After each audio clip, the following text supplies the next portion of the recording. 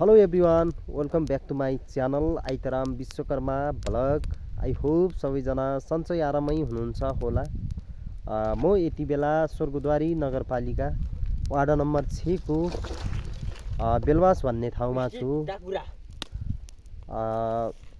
मेरो भिडियोलाई जस्तो लाग्छ त्यस्तै अन्तिमसम्म हेरेर हजुरहरुमा रहेको जिज्ञासा प्रतिक्रियाहरू कमेन्ट बक्समा छोडिदिनु होला र च्यानललाई सब्स्क्राइब गर्नु भएको छैन भने सब्स्क्राइब गरेर मेरो च्यानलमा जोडिनु होला।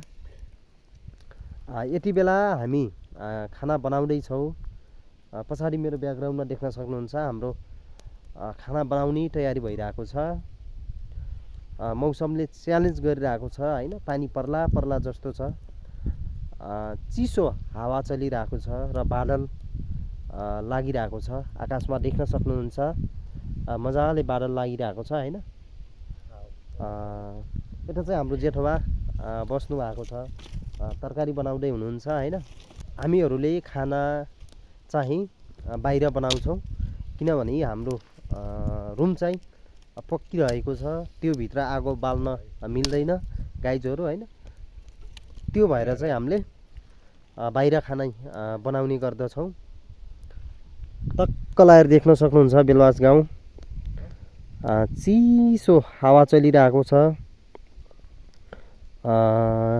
बादल लागिरहेको छ हैन गाइजहरु। टक्क लाएर यो चाहिँ हाम्रो रोल्पा प्युठान जोड्ने मोटर बाटो हो। रोल्पाको सुनिल स्मृति गाउँपालिका वार्ड नम्बर 8 को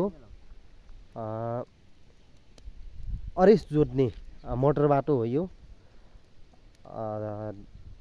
अफले हुँदै जोडिएको छ यो बाटो। देउराली हुँदै बिजुवार पनि जान्छ र अफलेबाट चाहिँ सुलीचौर लिबाङ जाने रोड हो यो गाइजहरु हैन। टक्क लाएर मेरो भिडियो कुन कुन ठाउँबाट हेर्दै हुनुहुन्छ कमेन्ट बक्समा कमेन्ट गरिदिनु होला। पारिपट्टि देख्न सक्नुहुन्छ यो चाहिँ हाम्रो काम अब अन्तिम चरणमा आएको छ हैन। देख्न सक्नुहुन्छ आज चाहिँ हाम्रो ट्याङ्कीलाई कलर सलर गरियो। पारिपट्टि देख्न सक्नुहुन्छ टङ्की हैन, यहाँनिर मन्दिर रहेको छ। त्यही हो गाइस, मौसम चिसो छ हैन। तपाईहरु बस्ने ठाउँतिर कस्तो छ मौसम त्यो पनि जानकारी गराइदिनु होला है। यता चाहिँ अब हाम्रो जेठबाले बनाउँदै हुनुहुन्छ तरकारी। के पाक्दै छ जेठबा? अनि चाहिँ आलु सब्जीहरु। आलु सब्जी बन्दैछ हैन। आलु सब्जी बन्दैछ। आराम हुनुहुन्छ? एकदम आरामै त साथमा भान्सा गर्दै राखेको छ। ल हाम्रो जेठबाल चाहिँ भान्सा गर्दै हुनुहुन्छ। वाह चाहिँ गर्यो ल प्याज राख्नुभयो हाम्रो जेठबाले। उता चाहिँ आलु काटेर रेडी छ हैन।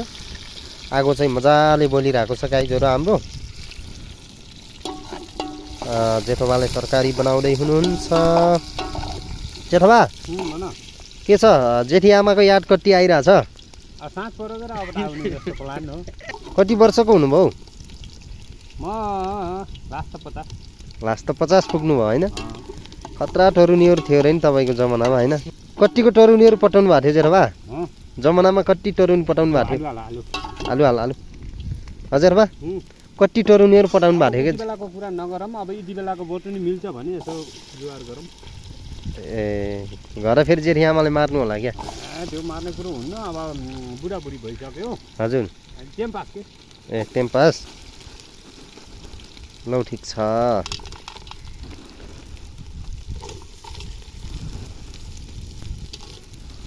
केही भन्नु छ भिडियो मार्फत?